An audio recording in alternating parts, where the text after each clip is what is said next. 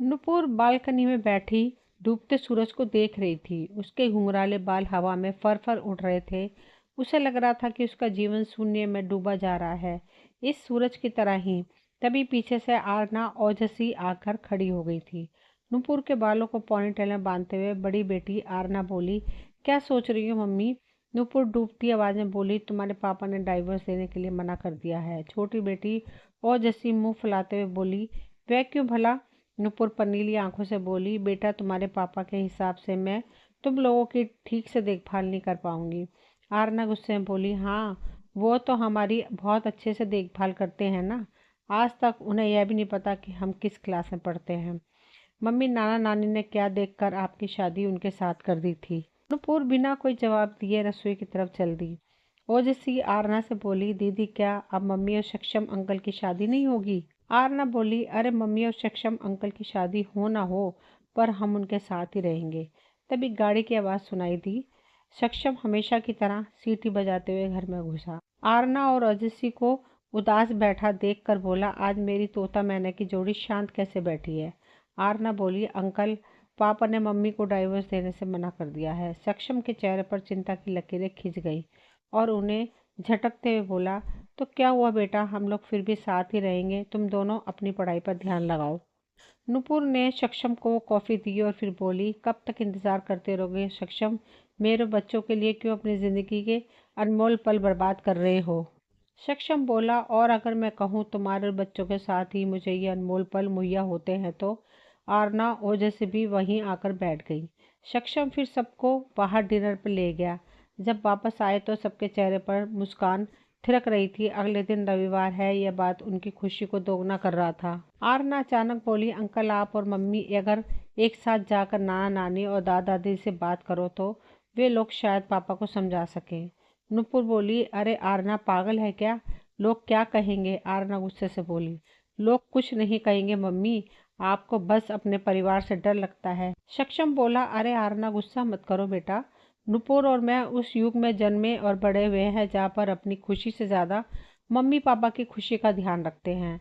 पर नुपुर तुम्हें क्या लगता है मैं तुम्हारी सुनने वाला हूँ? आज रात जी भरकर बातें करेंगे और इस समस्या का हल निकालने की कोशिश करेंगे। नुपुर भी अंदर से यही चाहती थी। जिंदगी का बोझ अकेले उठोटे उठोटे वह थक गई थी। पर 40 वर्ष में आज तक क्या उसने अपनी मम्मी के खिलाफ जाकर कुछ किया था जो आज कर पाती? आरना और ओजस्वी कपड़े बदलने चली गई। सक्षम चुपके से रसोई में आ गया। नुपुर को बाहों में भरते हुए बोला, चोरी चोरी चुपके चुपके जो मजा है वह शादी के बाद बीवी के साथ कहाँ है? अच्छा है तुम्हारा पति तुम्हें तलाक नहीं दे रहा है, हम दोनों सदा प्रेमी ही रहेंगे। नुपुर चिढ़ते हुए बोली, हाँ हर मर्द जिम्मेदारी से बचना ही चाहता है। Free sex, companionship, fun and zero responsibility, ये सब तुम्हें जब इस रिश्ते में मिल रहा है तो क्यों शादी के लिए उत्सुक होगे? सक्षम नुपुर की बात से आहत हो उठा और नुपुर को अपने बंधन से आज़ाद करते हुए बोला, कभी आज तक तुम्हारी मर्जी के बिना कुछ किया है जो अब करूँगा? उसके बाद सक्षम बाहर कमरे में जाकर बैठ गया। देर रात तक बातें होती रहीं।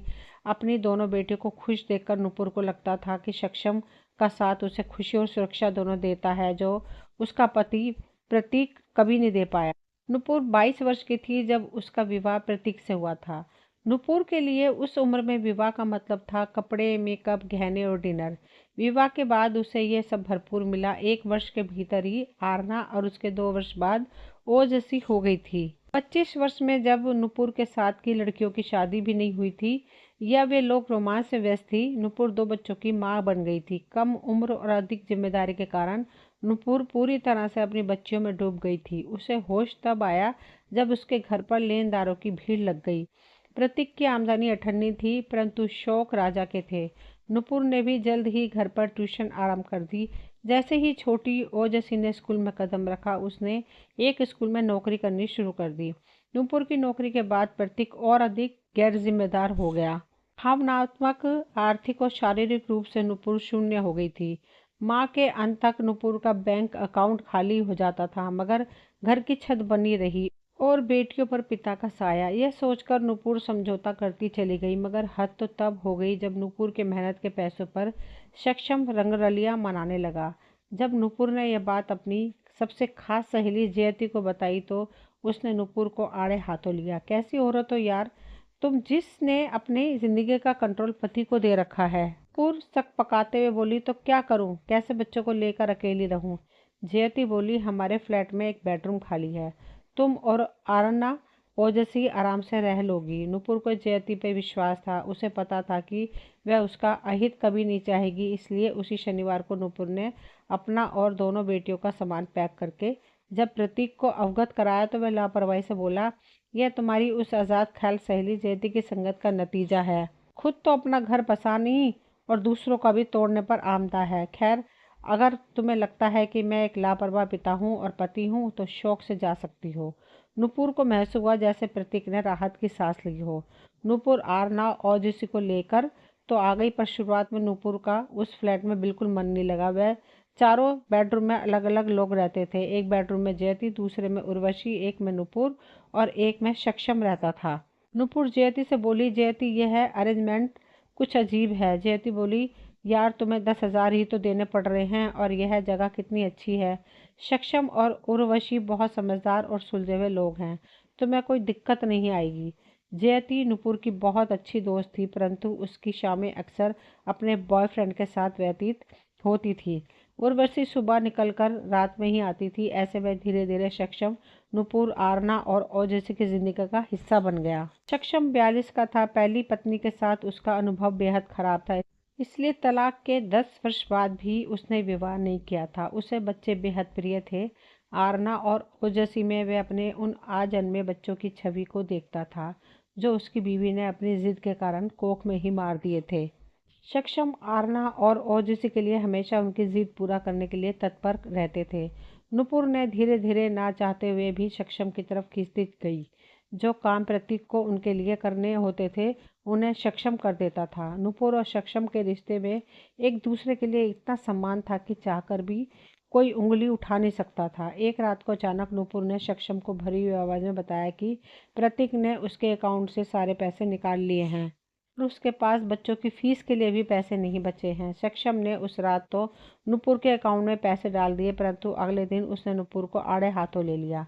पति से अलग रहने से नहीं, परंतु जिंदगी की डोर अपने हाथों में लेने पर तुम इंडिपेंडेंट कहलाओगी। सक्षम के साहस देने पर नुपुर ने अपनी सैलरी अकाउंट अलग खाते में खोल दिया। जिंदगी में थोड़ी असुविधा थी पर सुकून था। अब सक्षम अक्सर शाम को नुपुर और बच्चों के साथ समय बिताने लगा था। आरना, ओजस्वी, नुपुर और सक्षम के वे पल बेहद खूबसूरत होते थे।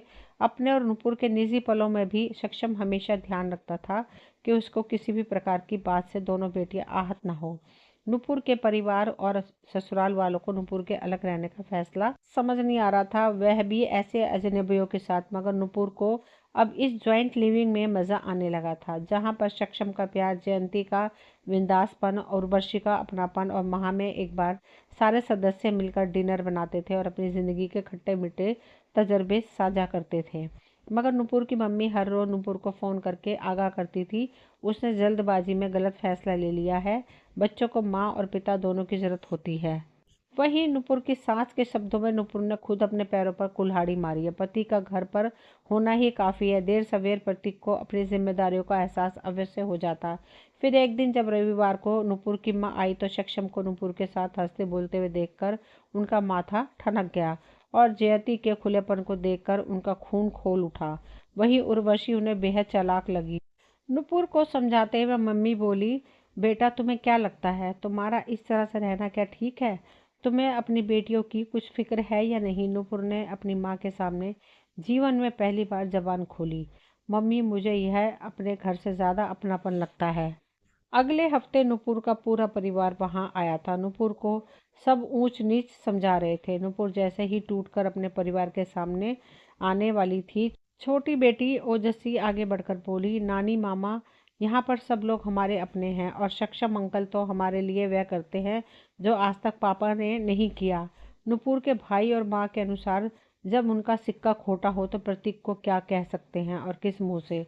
उधर जब सक्षम नाम की सुगबुगाहट प्रतीक के कानों में पड़ी तो उसका पुरुषत्व ललकार उठा। जब प्यार और भावनाओं से नुपुर को अपने काबू में नहीं कर सका तो प्रतीक ने निश्चय कर लिया कि वह अपनी बेटियों को अपने साथ लेकर जाएगा। नुपुर ने प्रतीक से साफ कह दिया कि वह उसके साथ नहीं रह सकती है। वह बिना किसी शर्त के उसे डिवोर्स देना चाहती है। मगर मगर प्रतीक का पतिमान इतना आहत हो गया था कि उसने डिवोर्स देने से मना कर दिया था। इसी बीच उर्वशी का ट्रांसफ़र नागपुर हो गया था। जयती भी अपनी पसंद के बंधन में बंध गई थी और पास ही के फ्लैट में शिफ्ट हो गई थी। नुपुर को घर वालों ने बदचलन औरत करार दिया था। समाज के अनुसार नुपुर अपनी बेटियों को गलत रास्ते पर धकेल रही है। आज ऐसी एक शाम थी जब नुपुर कोर्ट के कागज मिलने पर उदास बैठी थी। उन कागजों में प्रतीक के वकील ने नुपुर के चरित्र की धज्जियां उड़ा रखी थी। साथ ही साथ यह धमकी भी दी थी कि वह अपने चाल चलन के कारण बेटी और उनके भविष्य के लिए खतरा है। नुपुर की जिंदगी एक ऐसे घुमावदार मोड़ पर खड़ी हो गई थी। वहां से आगे उसे किस रास्ते पर चलना है उसे खुद नहीं मालूम था। क्या उनका अब इस तरह से सक्षम के साथ एक फ्लैट में रहना ठीक रहेगा, जबकि अब जयती और उर्वशी नहीं है। बहुत सोच विचार कर नुपुर ने दबी जबान में सक्षम से कहा, मैं घर वापस लौटना चाहती हूँ। तुम जिंदगी में कोई और साथी तलाश लो।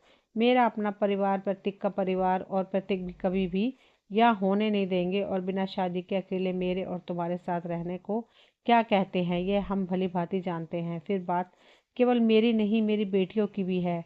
मेरा फैसला उनके भविष्य को अंधकार के गर्त में डाल सकता है। सक्षम उदास हंसी से बोला, तुम और वे लोग ही मेरा परिवार हो। परिवार के कानून की मोहर अभी प्रतीक के पास है, पर मैं तुम्हारे आरना और ओजिसी के साथ हमेशा खड़ा रहूंगा। अगर नया साथी ढूंढना होता तो मैं बहुत पहले तुम्हारी जिंदगी से चला गया होता। नुपुर ने वापस आकर अपने निर्णय से आरना ओजिसी को अवगत कराया। दोनों बेटियों को पास बिठाकर नुपुर बोली, बेटी, तुम्हारी माँ एक कमजोर औरत है। अपनी खुशी को मैंने कभी प्राथमिकता नहीं दी और इसका नतीजा यह निकला कि मैं अंदर ही अंदर खोखली हो गई हूँ।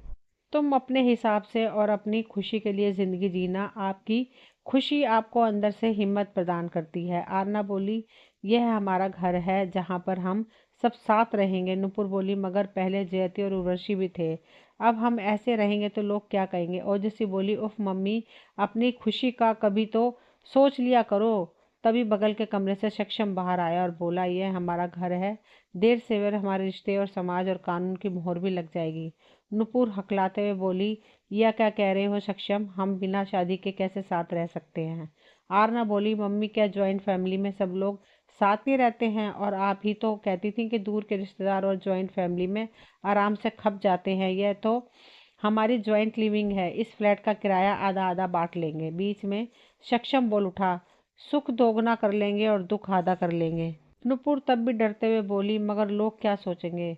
आरना दृढ़ता से बोली, मम्मी, लोग कुछ भी सोचें, मगर यह तो हमें पता है ना कि समान विचारधारा के वयस्क लोग अपनी खुशी के लिए एक साथ रह सकते हैं। इसके लिए हमें किसी की इजाज़त की ज़रूरत नहीं है। यह हमारा लिव इन नहीं बल्कि ज्वाइंट लिविंग है।